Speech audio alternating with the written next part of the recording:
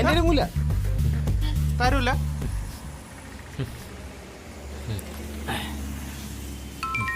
Phone അടിക്കണ്ടല്ലോ. Kichu ആണല്ലോ. ആ എടുക്ക്.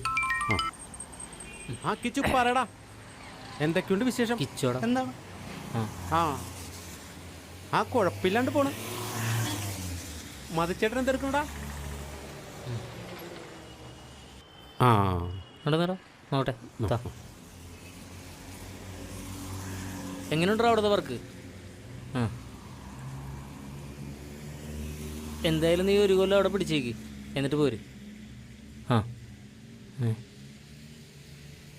പിടിച്ചടാ. ആ